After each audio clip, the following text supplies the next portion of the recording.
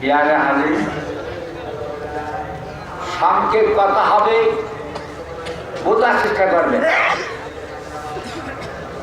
মানব জাতিকে আল্লাহ সৃষ্টি করেছেন 10টা জিনিস দিয়ে। এই 10টা জিনিসের দুনিয়ায় হলো 5টা, আর আল্লাহর হুকুমে তৈরি হয়েছে 5টা। 10টা জিনিস দিয়ে তৈরি হয়েছে, সবই আল্লাহ সৃষ্টি করেছেন। কিন্তু আলমে আমল আর আলমে খাল কোন ফায়াকুনের দ্বারা সৃষ্টি করেছেন কিছু জিনিস, আর কিছু জিনিস আস্তে আস্তে সৃষ্টি হয়েছে। এখন মানব দেহ, আমাদের যে মানব দেহে, এর ভিতরে আল্লাহ তাআলা কোন ফায়াকুন দিয়ে 5টা জিনিস সৃষ্টি, কলম, মোষ, এর কপি,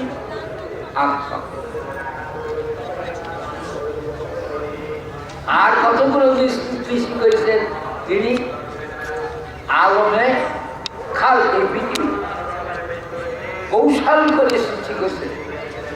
আগুন, মাটি, বাতাস, পানি, আর এরই সমন্বয় একটা নতুন জিনিস সৃষ্টি, তার নাম হল নব। এই 5টা জিনিসের নাম হলো আলমে খাল। একটা হলো অন্ধকার, ভালো করে বলবেন। আরেকটা হলো পরিষ্কার, একটা হলো জ্যোতি বা নূর, আবার একটা হলো জুলমাত। তাহলে আমাদের দেহের ভিতরে 2টি অবস্থা আছে, একটা হলো অন্ধকার, আরেকটা হলো জ্যোতি। একটা হলো পরিষ্কার, আরেকটা হলো অন্ধকার। এই দুটো জিনিস দিয়ে আমি অত ভাগ করছি, দুটো জিনিস দিয়ে একটা মানুষ সৃষ্টি করে নেওয়া। তাহলে 2 রকম জিনিস আমাদের ভিতরে আছে। যে 5টা জিনিস আল্লাহর হুকুমে কোন ভাইকে থাকে, এরা হলো জ্যোতিষ্ময়, জ্যোতি, নূর। আর ইসলাম নূর, অকুফরুন জুলমাতুন। ভালো করে বলতে, ইসলাম হলো নূর, আর কুফরি যেটা হলো এটা নূর, সেটা হলো জুলমাত, অন্ধকার। এই দুটো জিনিস আমাদের ভিতরে আছে। আল্লাহ তাআলা আমাদের রূহ বা আত্মাকে সৃষ্টি করেছেন আল্লাহর হুকুমে। ইয়াসআলুনাকা আনির রূহ কুলির রূহু মিন আমরি রাব্বি। হে নবী, কুফার, মুশরিক, বেঈমানরা তোমার কাছে রূহ সম্বন্ধে প্রশ্ন করবে, আত্মার সম্বন্ধে প্রশ্ন করবে। তুমি বলে দাও, কুলির রূহু মিন আমরি রাব্বি, আমার প্রভুর একটি আদেশ মাত্র। কি আল্লাহর হুকুমে সৃষ্টি করে আপনার আমার আত্মা, রূহ, এইগুলো সৃষ্টি করে দেওয়া তারা। এটা হলো আল্লাহ নূর, আল্লাহ নূর, তার আদেশটা হলো নূর। কাজেই আমাদের ভিতরে যে আত্মা বা রূহ, সেটা নুরানি সার্ব। আল্লাহ তাআলা এই নূরকে সংযোজন করলেন একটা জুলমাত দিয়ে, অন্ধকার। কি করে তৈরি করলেন, এও আল্লাহ তাআলা প্রকাশ করেছেন।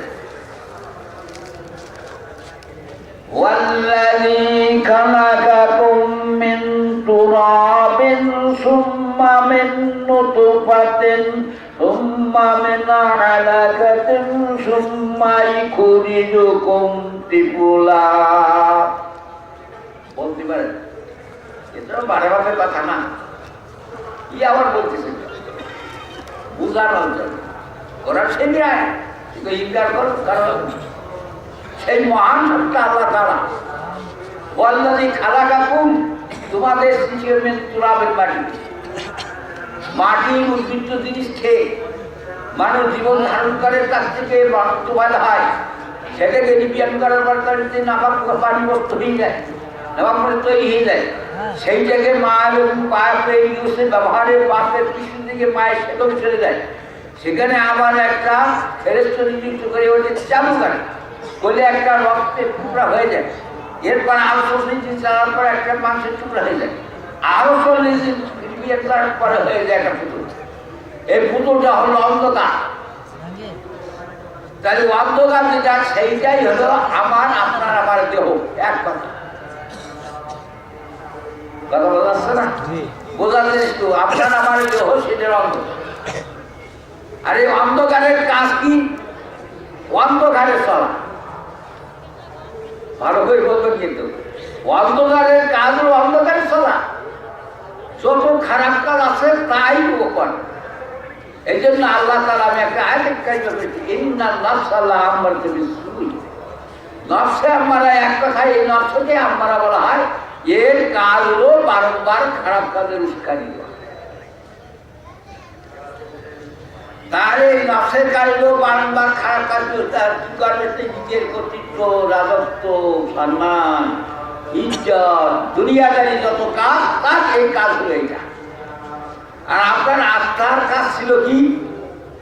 তার কাজ হলো আল্লাহ তাআলা সৃষ্টি করে রেখেছিলেন এক পিঞ্জরা আবদ্ধ রেখে, ওখানে তার কাজ ছিল আল্লাহ জিকির মজবুত। এই নুরানি সার্বভৌমতার কাজ হলো আল্লাহ জিকির ছাড়া, আল্লাহ ছাড়া আর কিছুই বলে না। আর আপনারা আমার নফস নিরাশি দুনিয়া ছাড়া কিছু বলে না। দুই রকম। আপনারা বোঝা যাচ্ছে না? এই দুইটো জিনিস একত্রিত করে একটা মানুষ তৈরি করা। যখনই আমি আত্মার দিকে খেয়াল করবো, আত্মার কাজ হলো সেইটা আল্লাহ আল্লাহ জিকির করা, আর কিছুই সে বোঝে না।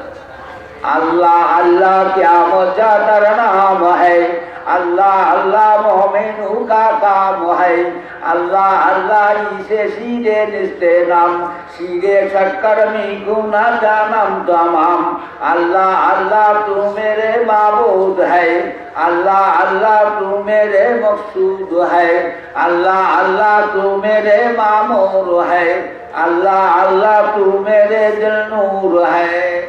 ওই আপনার যে আত্মা, তার কাজ ছিল আল্লাহ সন্ন্যাসে বিমিত হওয়া, আল্লাহকে স্বয়ং দেখতো, আল্লাহ দেখে দেখতো, আর কোনো কাজ তার ছিল না। ওই সময় আল্লাহ তাআলা জিজ্ঞাসা করেছিল, আর অর্থ মেরে বকো, আমি কি তোমাদের প্রভু নই? তখন আমাদের আত্মাই বলেছিল কলবালা। তাহলে যে আত্মা যেটা আছে, এই আত্মার একটা চোখ আছে, মুখ আছে। এই মুখ দিয়ে বলছিল, আর চোখ দিয়ে দেখতো, তার নাম হলো কাল। এটা হলো নুরানি সাধন। এর কাজ হলো আল্লাহমুখী কাজ। আর এই যে কাজগুলো আমরা দেখতে পাচ্ছি, যেগুলো এগুলো দুনিয়াদারি, এই নফসের কাজ, খারাপ কাজ, এগুলো কাজ। আল্লাহ তাআলা আমাকে যখন স্বীকৃতি দিল, আল্লাহ তুমি আমাদের প্রভু, তখন আল্লাহ তাআলা এই মানুষকে, আপনার আমাদিয়াকে আল্লাহ তাআলা পরীক্ষায় নিরীক্ষা করার জন্য দুনিয়ায় পাঠালেন। দুনিয়ায় পাঠানোর সময় একটা কৌশল করে পাঠালেন, নুরানি সার বস্তু আর এই জুম্মাপূর্ণ দেহের ভিতরে ঢুকিয়ে তার এমন যেমন করে মায়ের কোল থেকে আমাদের বাড়ি করে সবাই বলে সুবহানাল্লাহ। তাহলে একটার কাজ হলো আল্লাহমুখী করা, আত্মার কাজ, এবং তার সঙ্গী যারা আছে তাদের আল্লাহমুখী করা। নাচের কাজ দুনিয়ার ছিল। আত্মার একটা শক্তি আছে, গুণ আছে, শক্তি আছে, তার মধ্যে কুয়াত আছে। এই কুয়াত যখন এই নফসের পরে পতিত হলো, নফস তখন কি করলো, এরও একটা শক্তি আছে, এই শক্তি ওর প্রভাব, যে শক্তি প্রভাব ছিল সেইটা এরপরে ভিতরে ঢুকে গিয়ে ওর প্রভাবটা কম করে ফেললো। নফসের শক্তি বেশি করলো আর আত্মার শক্তি কম করলো। ভালো করে বলবেন, আত্মার শক্তি কোথা থেকে আসে পরে বলো, আর নফসের শক্তি কমায় কি করে তাও পরে বলো। মোট মানে এইটুকু একটু রেখে রাখেন যে আত্মার যে শক্তি ছিল, বা আত্মার যে শক্তি, এই শক্তিটার প্রভাব ছিল, কিন্তু মিলিত হলো যখন এই নফসের সঙ্গে যে দুনিয়ামুখী, তখন ওর শক্তি প্রভাবটা একটু কমিয়ে গেল। কমিয়ে যাওয়ার পরে সে কি করলো, ওই নফসের সঙ্গে জড়িত হয়ে গুইয়ে মাছের মতো হয়ে গেল।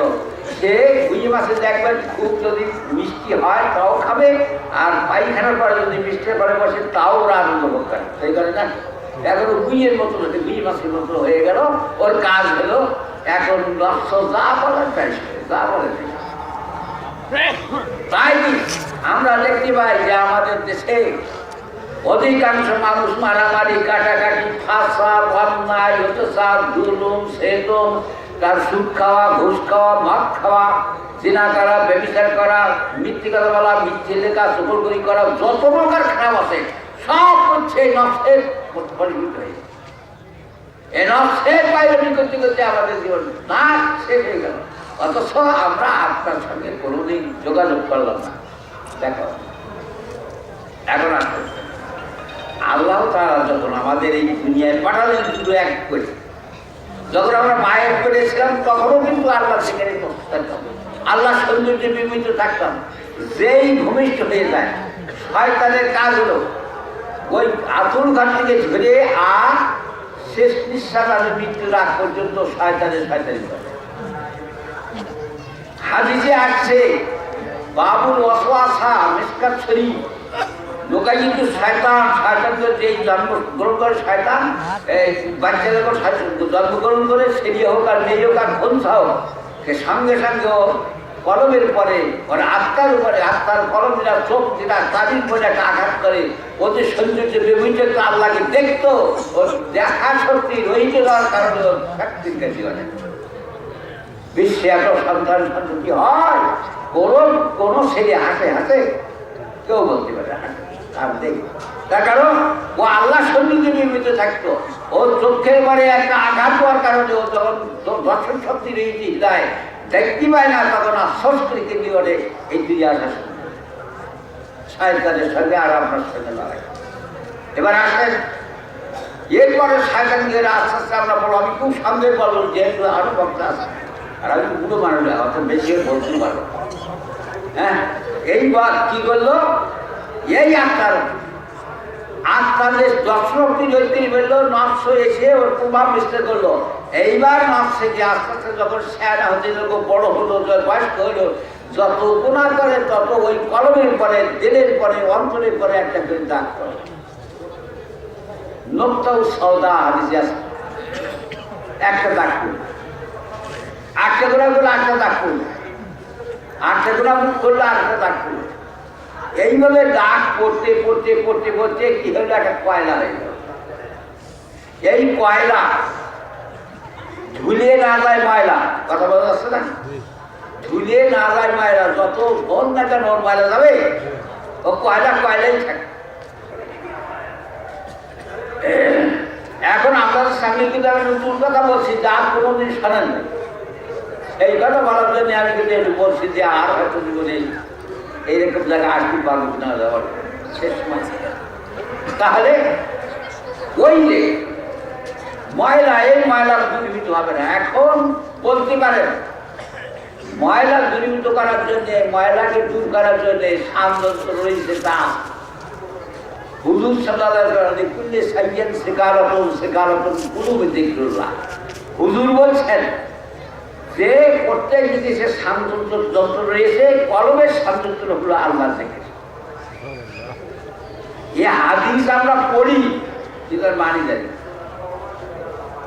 আল্লাহ যে রাসূলুল্লাহ হাদিসে জিকির করতে বলেন, আমরা দেখে কোথায় জিকির করতে হবে, কোন জায়গায় জিকির করতে হবে, কিভাবে করতে হবে, নেসিগেই হবে না ইল্লাল্লাহ করতে হবে, কি হবে, এটা আমরা জানি। আমরা জানি যে হ্যাঁ জিকির করলেই হয়ে যাবে। শোনেন, এই জিকির যতই কম না কেন ও ময়লা যাবে, যেতে পারে, কখন যেতে না, তাহলে একটু আগুনের ফুলকি লাগবে, আগুনের ফুল। এবার আগুনের ফুলকি যদি কামালের হাপড়ের ভিতরে কয়লা দেওয়া হলো, আর ওই আগুনের ফুলকি একটু করে লাগানোর পরে যত টানবেন তত আগুন দিল, দেখি। আর যদি আগুনের ফুলকি না দেওয়া হয় তো কি জ্বলবে? হ্যাঁ, জ্বলবেই। তার যদি না জ্বলে, এখন যারা ইল্লাল্লাহ ইল্লাল্লাহ সুবহানাল্লাহ আলহামদুলিল্লাহ এরকম ভাবে বলতে বলতে জীবন নাশ হয়ে গেল, 70 বছর 80 বছর 90 বছর আল্লাহ থেকে করতে করতে কলম বলি ফেলা গেল। কি কথা বলা যাচ্ছে না, কলম চলছে না। কারণ কি, ওখানে আগুন নেই। এখন আগুন আনতে গেলে যেতে হবে কোথায়? হীরা গুহায়। হীরা গুহায় যখন রাসূল পাক সাল্লাল্লাহু আলাইহি ওয়াসাল্লাম 25 বছর বয়স থেকে 40 বছর ধরে 15 বছর ধরে উনি ওই হীরা গুহায় তিনি কালাতিবাদ করতেন, মোরা কওয়া মোশাদা করতেন, একদল মৌলবী পান মোরা কওয়া মোশাদা কপি কোরআনের ওহি নাযিল হবার আগেই হলো মোরা কওয়া নাকি? আর কথা বলা যাচ্ছে না?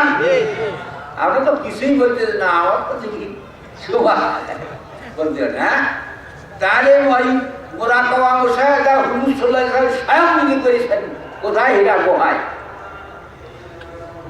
15 বছর চলে যাওয়ার পরে, আমি ইতিহাস বলছি না, হযরত ইব্রাহিম আলাইহিস সালাম এসে বলেন ইকরা বিসমি রাব্বিকাল্লাযী খালাক, হে নবী তুমি তোমার প্রভুর নামে পড়ো। হুজুর বলে আমার বেকার কি না করতে পারি, লাইসা বেকার লেখাপড়া। কি করলেন? হুজুর সাল্লাল্লাহু আলাইহি সাল্লামকে জিবরাইল আলাইহিস সালাম জড়িয়ে ধরে ইশকের আগুন ঢুকিয়ে দিলেন, যার কারণে উনি পড়তে সক্ষম হলেন। সুবহানাল্লাহ। এখানে রাজনীতিবিদ যারা রাজনীতি করেন তাদের কাছে আমার প্রশ্ন, তোমরা যতই সংস্থা তৈরি করো আর যাই করো না কেন, কখনো এশকের আগুন না হওয়া পর্যন্ত এর মানুষের চরিত্র পরিবর্তন হতে পারে না, হবে না। হুজুর সাল্লাল্লাহু আলাইহি ওয়াসাল্লাম যৌবন বাণী হিলমুল ফুজুল বলে একটা সংস্থা করেছিল, ইতিহাস আছে না? কিন্তু টিকিনি কেন? তখনও তো তিনি নবী ছিলেন। তিনি বলছেন যে হযরত আদম আলাইহিস সালাম কিসের মাটি, তার আগেও আমার আর নবী গান করেছে আল্লাহ তাআলা, তাই না? তখনও তিনি নবী ছিলেন, কিন্তু এশকের আগুন ছিল। ওই হযরত রাসূলুল্লাহ সাল্লাল্লাহু আলাইহি ওয়াসাল্লাম এবং হুজুর একটা সংস্থা তৈরি করে মানুষকে সচেতন করার চেষ্টা করেছিলেন, উপকার হয় না, আস্তে আস্তে দিবে। কিন্তু হীরা গুহায় এসে রাসূলুল্লাহ সাল্লাল্লাহু আলাইহি ওয়াসাল্লাম জড়িয়ে দিয়ে জিবরাইল আলাইহিস সালামকে খায় যে বরকত, যে নূর দিয়েছিলেন, যে শক্তি দিয়েছিলেন, যে আগুন দিয়েছিলেন, ওই আগুনের বদলে কলমা সারা পৃথিবীতে ছড়িয়ে গেল। সুবহানাল্লাহ। তাহলে এশকের আগুন কোথায়? রাসূলুল্লাহ সাল্লাল্লাহু আলাইহি ওয়াসাল্লাম হীরা গুহা থেকে জোগাড় করেছিলেন। এই এশকের আগুন রাসূলুল্লাহ সাল্লাল্লাহু আলাইহি ওয়াসাল্লাম সাহাবাদের ভিতরে দিয়েছিলেন, সাহাবারা তাবিঈনদের ভিতরে দিয়েছিলেন, তাবিঈনরা তাবা তাবিঈনদের ভিতরে এইভাবে আসে। এশকের আগুন যার ভিতরে নাই, এ যত জায়গায় করুন না কেন, যত লাফালাফি সাবালাফি করুন না কেন, ওর ভিতরে আগুন জ্বলতে পারে না। পারে কথা বলাচ্ছে? আর কথা বলাচ্ছে? এই জন্য কবি বলছেন এ সঙ্গে দেলা সাইকলিলা পাকে কোন, এ সঙ্গে দেলা সাইকলিলা পাকে কোন, सीनाए बातें के मोहब्बत जाके कौन, सीनाए बातें के मोहब्बत जाके कौन, बादे आदान रे राय जाके कौन। प्रत्येक जिनिসের সান্নিধ্য, সেই কলমের সান্নিধ্য হলো আল্লাহ জিকির। আর এশকের আগুন, মহব্বতের আগুন দিয়ে কি আরো চাকচাক করার পরে সেটা পরিষ্কার হবে, এমনি ইল্লাল্লাহ করলে হবে। এখন মহব্বতের আগুন কোথায়? রাসূলুল্লাহ সাল্লাল্লাহু আলাইহি ওয়াসাল্লাম হীরা গুহাতে যা আমরা ভাবো কোথায়? মিয়া সাহেবরা বলেন এখানে অনেক বক্তৃতা হয়ে গেছে, ওয়াকুমা সাদিন সত্যবাদী, তাদের সঙ্গী হলে আমাদের এই অবস্থা হবে, কিন্তু সত্যবাদী হলে হবে না, ওই সত্যবাদীর ভিতরে আগুন থাকা লাগে। কথা বলা যাচ্ছে? এশকের আগুন থাকা লাগে। এশকের আগুন আর মহব্বতের চাকু নিয়ে তোমার অন্তরকে চাকচাক করো। এখানে কবি বলছেন, আল্লাহ তাই বলছেন মহব্বতের চাকু নিয়ে তোমার কলম যখন চাকচাক করে পরিষ্কার করবে, তখন বাহারে আজা আনুরে রাগে কোন, তখন তোমার দেহের ভিতরে একটা নূর পয়দা হবে। বোঝা গেল না? নূর পয়দা। তাহলে এই নূর একটা, এই নূর যখন পয়দা হলো দেহের ভিতরে, কিসে হবে? আল্লাহ। ওই দেহের পরে কয়লা জমা হয়েছে, কয়লা জমা হয়ে গেলেই এর এশকের এই নূর যখন দিতে হবে, এশকের নূর পাওয়া যাবে কোথায়? কামেলে মোকাম্মেল মুর্শিদের কাছে। আর কথা বলাচ্ছে না? কামেলে মোকাম্মেল মুর্শিদ। আমার এই দেশের তো সবাই পীর, যেহেতু তদবির লাগে সব পীর আছে না? আমি তো তোমার সাতক্ষীরার নয়, আর একটু ঘুরি ঘুরি বাড়ি জানি, একটু তদবির টদবির দেখে উন্নতি, আর একটু যদি দাড়ি মাছ ফেলে ঠেলে যদি একটু গাঁজা টাজা খাওয়া যায় তাও সাথে না। তারপরে আবার বিভিন্ন বিনা পয়সা ইয়ে তো বিনা পুঁজির ব্যবসা।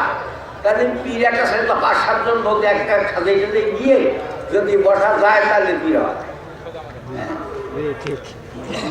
ওই একটা নকল আছে, বলতে গেলে আপনাদের হাসি লাগবে, তো শোনেন। এক কাক, কাক ছিলেন তো, কাক পাখি, কাক, এই কাকগুলো একজনের বাড়িতে দিয়ে খাইতে দিয়ে জাল দিয়ে দিবি, ধরে ফেললে আর উপায় নেই। এখন কি করে, শেষে কি করলো, ওই বাড়িওয়ালা একটু রং টাং মাখাই দিয়ে কাকা ছেড়িয়েছে। আর কাক ছেড়িয়ে যখন সে ফিরে আসছে, তার সঙ্গী যারা সব আছে কা কা কা করতে বলে, কিরে তুই এই অবস্থা কেন? ভাই আমি কেমন পীর হয়ে আসতেছি, পীর হয়েছি। পীরের বিলাম ভাষা কি এইরকম আমাদের ধারণা, অনেকের মানুষের এরকম আছে, আমরা পীর হয়ে গেছি। পীর মানে কি, বুজুর্গ, তা যে কোনো ভাবে হোক না কেন, আমি এক মুরব্বী, আমি পীর, আমি এই করি। কিন্তু এসকের আনন্দ যদি না হয়, ওই পীরের কাছে নিয়ে কোনো লাভ হয় না। পীর কাকে বলে শোনেন, পীর যাই হবে তিনি হবেন আতসী কাজ। আতসী কাজ শোনেন, আতসী কাজ বলে একটা কাজ আছে। এই কাজটা দেখতে একটা কাজ, কিন্তু সূর্যের মুখের দিকে যদি ধরা যায়, ওই কাছের পিছনে যত জিনিস আছে সব পড়িয়ে সরকার শেষ করে দেয়, তাই না? কি বোঝেন না? একে বলে আতসী কাজ। মুর্শিদ যদি হবে তার ভিতরে আতসী কাজ থাকবে। এই আতসী কাজ যখন কোন এই আতসী কাজ আর আপনার ওই মরা কাজ গুনাহ হয়ে কারোর অর্থ জমাট হয়ে গেছে, এই কাজ পুরো যখন এক জায়গায় করা হবে, আপনার ওই কাছের ভিতরে যেসব ময়লা আছে সব দূরীভূত করে ওই আগুন, এসকের আগুন দিয়ে যখন পরিষ্কার করা হবে, সমস্ত কয়লাগুলো যখন কি হয় আগুন হয়ে যায়, তন্ত্র আমি যতগুলা গোড়াই কবিরা সবিরা জানি তো আদর্শ সেরে কি মিটাতি মিটামনি সকল করি, সমস্ত গুণাগুলো সব পুরাইয়ে সার্কল করিয়ে বলছি আপনাদেরকে আল্লাহ আল্লাহ করে। সবাই বলে সুবহানাল্লাহ। একটু আল্লাহুম্মা সাল্লি আলা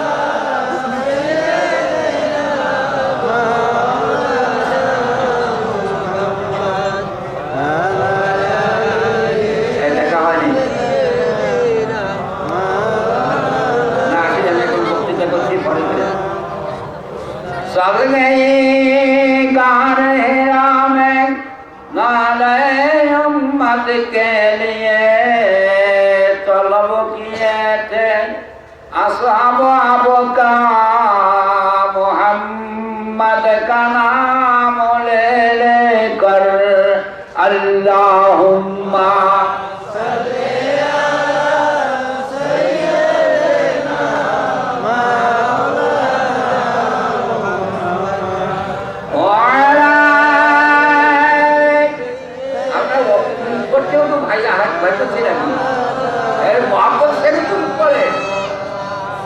अल्लाहुम्मा सल्ली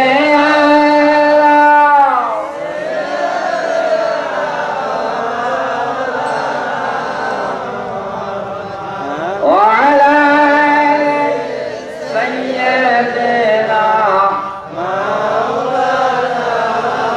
गरसा तुम सबात रोज माशन का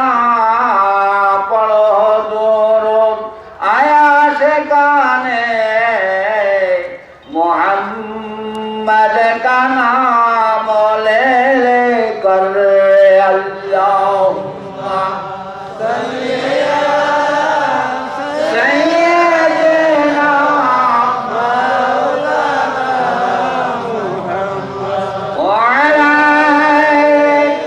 सय्यदना मौलाना मुहम्मद। এই জন্য আল্লাহ তাআলা যখন মাসা দেখি সত্যবাদী যায় আপনি হবেন, তার কলবে থাকে আত্মস্বীকার। আর এত যত গুণাবলী জান্নাতের সামনাসামনি যখন হবে, তখন ওই গুনাহ সব করে সারকার করে ওখানে আল্লাহ আল্লাহ জিকির করাবে। সবাই বলে সুবহানাল্লাহ। রক্তে বাসি সিনায় বাসি নাই, রক্তে বাসি সিনায় বাসি নাই, রক্তে বাসি আয়নায় বানাই, রক্তে বাসি আয়নায় বানাই।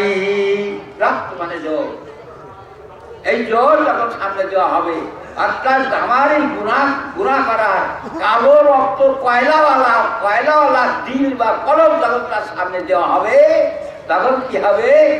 ওই আতশী কাজের সবাই পেয়ে এর কলমের ভিতরে তখন আল্লাহ আল্লাহ জিকির হবে। সবাই বলে সুবহানাল্লাহ। এই ছাড়া কোনো উপায় নেই। এই জন্য আল্লাহ তার রকুল মা সাদরি এইভাবে বেশ করে তোমরা আল্লাহকে ভয় করো। ওরা সত্যবাদী যারা, যাদের কোনো আতশী কাজ আছে, ওই কামেলের মোকামেলের মুর্শিদের কাছে যখন কামেল মোকামেলের সঙ্গ লাভ যখন করবেন, তখন কি হবে? আপনার ওই কলবে আল্লাহ আল্লাহ জিকির হবে। একই হতে পারে। দাইয়াতুল কলবের কথা আপনারা জেনেছেন। জীবন্ত মেয়ে সত্যটা করবেন না, মানে কি কবর নিজের মেয়েও কবর দিয়ে তারপরে তারপরে লেয়ার আমি বললাম আমি যে গোলাগারি গোলাটি মাফ হবে হুজুর মানে যে কবা বলে মাফ। আর আমাকে এই মুর্শিদের কাছে কাজ আছে, যে আতশী কাছে এর চেয়ে কত গুণে বেশি পাওয়ারের কাজ ছিল রসুলিবাগ ছেড়ে দেওয়া ছিল না? রসুলিবাগ ছেড়ে দেওয়া তো সর্বপ্রথম আতশী কাজ নিয়ে আসবে, পাওয়ার হবে না? তুমি বলছেন আলু কবা করলে মাফ হয়েছে, তাহলে দাইয়াতুল কলবি কবা করলেন আর সমস্ত গুনাহ মাফ হয়ে গেলে, এমনকি তার কবা আল্লাহ তাআলা এমন কবুল হয়ে গেল। জিবরাইল আলাইহিস সালাম দাইয়াতুল কলবের সূরত নিয়ে ওহী করতেন। আপনার আমার মুর্শিদ যদি হবেন, যদি সেই রকম হয়, আপনার কাছে যত গুনাহ জানেন না কেন সব পড়িয়ে সারকার করে ওখানে আল্লাহ আল্লাহ জিকির করবেন। এবং আল্লাহ আল্লাহ জিকির করার কারণে আপনার ওই কলম দিয়ে কলমে ওই নূর আস্তে আস্তে দেখা যাবে। প্রিয়ারা হাজিরিন, এই জিকির যখন করতেছে তখন ওই নূর দেখতে পাচ্ছে। ওই যে ময়লা দর্পণ চোখে দর্পণ দেখা যায়, কিন্তু দর্পণের মধ্যে ময়লা পড়ে যায় দেখা যায়? আয়নার যে মুখ দেখা যায়, কিন্তু ওর পরে যদি ময়লা দেওয়া হয় তার কিন্তু দেখা যায়? দেখা যায়। যখনই কলমের কাজ আপনি করলেন তখন সামান্য একটুখানি দেখার রাস্তা বেরোল। যখন দেখার রাস্তা বেরোলো তখন আস্তে আস্তে কলম থেকে দু হয়ে গেল, সে আরেকটু দেখতে পারো। দেখতে দেখতে ওর কি অবস্থা হয়, নফসের থেকে যখন সে 8-5 মিনিট পৌঁছে যায়, পৌঁছে যাওয়ার পরে তার চক্ষু যখন খুলে যায়, নফসের উপরেও প্রভাব বিস্তার করে। তখন আগে নফসের প্রভাব বিস্তার করেছিল তারপরে বিয়ে পারে, তাই না? এখন উভয় এক করছে, ওর আসল স্বরূপ খুঁজে পাচ্ছিল না, তাই চেষ্টা করে যখন পেয়েছে তখন কি করে নফসের উপরে তখন প্রভাব বিস্তার করে। এই নফসের বিস্তার করার পরে এই নফস তখন বাধ্য হয়ে আল্লাহ থেকে পাইবে। আত্মা দেওয়ার পরে কার দ্বারা হবে? ওই আতশী কাজের দ্বারা, কিন্তু নিজে হবে না। যত আমার ভাই দুপুরের সময় আলোচনা করছিল, আমি শুনছিলাম যে কত রকমের কত যুক্তি কত কিছু আসবেন, তা না, কলবি জিকির হবে। গরম যত সময় জিকির না করবে তাই যখন জিকিরটা করাবে কিনা নিজে তো করার ক্ষমতা নাই। ওই আতশী কাজে লাগে, এই আতশী কাজের মাধ্যম দিয়ে আপনার কলম যখন জিকির দেয় তখন কি হবে? আত্মা যখন পৌঁছে যাবে তখন অবস্থায় হয়ে যাবে ওই আত্মা এবং এই রূহ বা আত্মার যে প্রভাবটা নফসের বাড়ি করতে হবে। নফস কিন্তু কালো, আমি বলিস না কালো না, একটু কয়লা। আর ইন্নার নফস আমারতে শুয়ে খারাপ কাজে উস্কানি যায় এই নফস, এর কাজই হলো এই। তাই আমরা যত সময় পর্যন্ত এই পথ না পাই তত সময় পর্যন্ত জিকির করি, নামাজ পড়ি, হজ করি, যাকাত দেই, শরীয়তে হুকুম আহকাম মানি, কিন্তু ওই কালো রক্ত আর যাচ্ছে না, কালো লাগছে, অন্ধকার যাচ্ছে না। অন্ধকার যেতে গেলে ওই রকম আতশী কাজের সঙ্গে কাছে যেতে হবে। তিনি যে শিক্ষা দেবেন সেই অনুযায়ী আপনার কলম রূহ সের কবি আত্মা যখন পরিষ্কার হয়ে যাবে তখন কে চোখ দেখতে পাবে, তখন ও কি কাটবে নফসের প্রভাব দেখতে পারবে। প্রভাব বিস্তার করে নফস তখন আল্লাহ থেকে করতে বাধ্য হবে। আল্লাহ থেকে করতে করতে কি হবে, ও নফস আবার তারপরে ওর যে সঙ্গীত আর তার আগুন মাটি বাতাস পানি, এই চারিটার উপরে ও প্রভাব বিস্তার করতে থাকবে। নফস করতে গেলে সমস্ত শরীর দিয়ে আল্লাহ আল্লাহ থেকে করা শুরু হবে। এই জন্য বলছে যে আল্লাহ আল্লাহ কিয়ামত যেন না হয়, ওই সময় ওই মানুষটা বলতে পারবে যে আল্লাহ আল্লাহ এই নামটা কত মধুর নাম, সিরিয়া দুর মিশ্রি বলে যত মধুর হয় না কেন, তার চেয়ে বেশি মধুর হবে আল্লাহর নাম। তখনই সে বলবে আল্লাহ তুমি আমার অন্তরের নূর, তুমি আমার উদ্দেশ্য, তুমি আমার শব্দ, ইয়া ইলাহি মকসুদ মেরা তুই। তখন থাকবে, এর আগে যদি মুখে শুধুই পড়ে ইয়া ইলাহি মকসুদ আমারে তুই, হৃদয়ে যদি মুস্কুর রহমত মোহাম্মদ মারেফত রসিবাতে কোনো উপকার হয়, হতে পারে না। কোরআন শরীফ সারাদিন কাজ করেন, আল কোরআন ও নূরুন আল ইসলাম ও নূরুন, অথচ ইসলাম আমরা বুঝি না, নূর বুঝলে। আর যারা ইমান এনেছে তারাই হবে নূরের ভিতরে ঢুকবে, ইমানের স্থানের করবি। আল্লাযীনা আমানু ইখরুজুহুম মিনাল যুনুব, আল্লাহু ওয়ালিউল্লাযীনা আমানু ইখরুজুহুম মিনাল যুনুমাতি ইলান নূর, ওয়াল্লাযীনা কাফারু আওলিয়াহুমুত তাগুত ইখরুজুনাহুম মিনান নূরি ইলাল যুনুমাত উলাইকা আসহাবুন নার হুম ফিহা খালিদুন। আল্লাহু ওয়ালিউল্লাযীনা আমানু, আল্লাহর ওলিরা যারা ঈমান এনেছে, এরা কি এরা ইখরুজুহুম মিনাল যুনুমাতি ইলান নূর, ওর ভিতরে যে অন্ধকার ছিল, অন্ধকার আছে না আমাদের ভিতরে, এইটাকে কি করলো, পরিবার যোগের দূরে দিতে, অর্থাৎ নূরকে জুলমাতকে অন্ধকারকে দূরীভূত করে সেই জায়গায় নূর প্রকাশ হলো। ওয়াল্লাযীনা কাফারু আওলিয়াহুমুত তাগুত, যারা কুফরি করলো, ইনকার করলো, আল্লাহকে মানল না, এরা কি করলো, তাদের অন্তরের ভিতরে ওই নূরের পরিবর্তে জুলমাত, নূর আর থাকলো না, নূর বেরিয়ে চলে গেল, থাকলে অন্ধকার। এখন আপনার আমার দেহের ভিতরে অন্ধকার ছাড়া আর কিছুই দেখতে পাই না, অথচ আল্লাহ তাআলা বলেন, হে দুনিয়ার মানুষ, আমি তোমাদের সৃষ্টি করি আমার একমাত্র ইবাদত করার জন্য।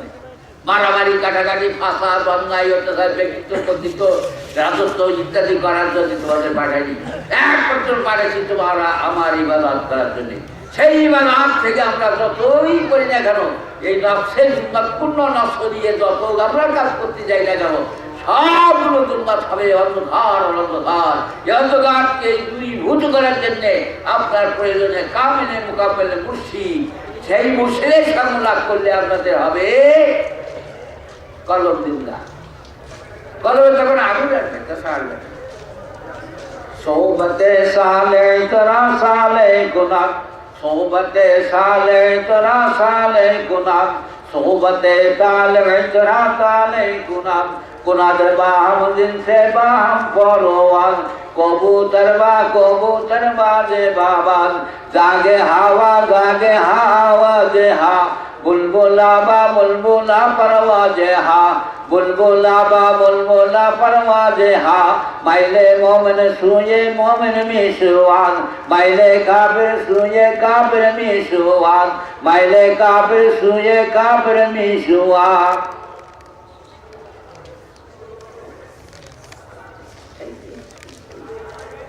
এখন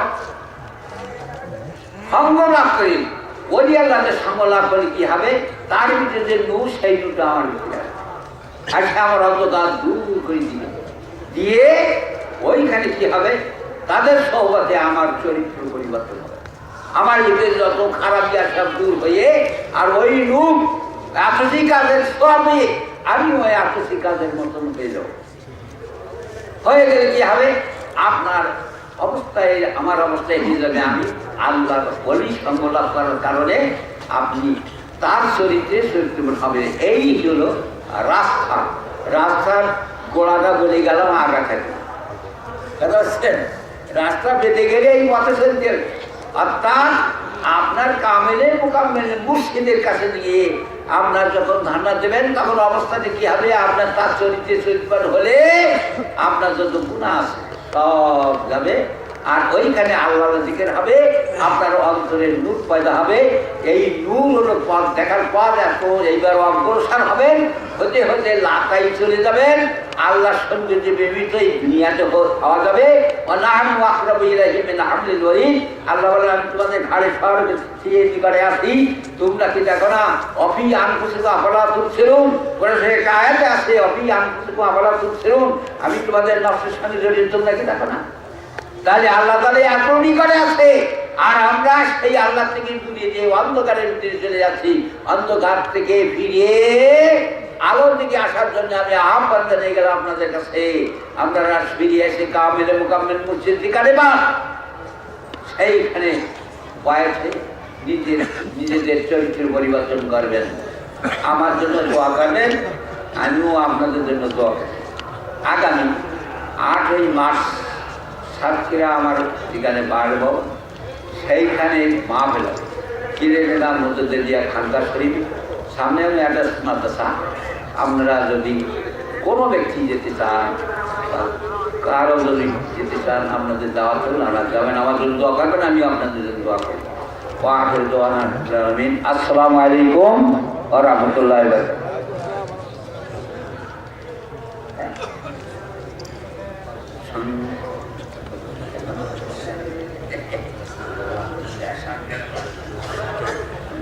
আলহামদুলিল্লাহ, আপনারা আস্তে আস্তে সংগঠিত হচ্ছেন, মাহফিলকে সৌন্দর্যমণ্ডিত করছেন, অনেকেই আবার দেখা যেতে রাস্তায় ঘুরছেন। এইটা ভালো নয়। এই মাহফিলে বসলে মোর্শেদ খুশি হবেন, আল্লাহ খুশি হবেন, রাসূল পাক সাল্লাল্লাহু আলাইহি ওয়াসাল্লাম খুশি হবেন যে তারা আমাদের কথা শুনছে, তারা ফয়েজ বরকতের জন্য আশায় বসে আছে। লাআল্লাকুম তুরহামুন, তারা কোরআন শুনছে, এর বরকত তারা পাবে। যারা এইরকম আপনারা এইরকম ঘুরছেন তারা তো পাবেন না। সুতরাং আমাদের মুর্শিদুল্লাহর নির্দেশ শুনে এখন আমি আর একজনকে মাইক দিচ্ছি। এই মর্মে সুদূর লালমনিরহাট থেকে আসা হযরত মাওলানা সিরাজুল হক সাহেব, সিরাজুল ইসলাম, উনি পেশ ইমাম এবং খতিব লালমনিরহাট রেলওয়ে স্টোর পাড়া জামে মসজিদ। আমি তাকে মঞ্চে আসার জন্য বিশেষভাবে অনুরোধ করছি। উনি এসে এখন আমাদের সঙ্গে কথা বলবেন। হযরত মাওলানা সিরাজুল ইসলাম আছেন কাছাকাছি? আসেন, আসেন।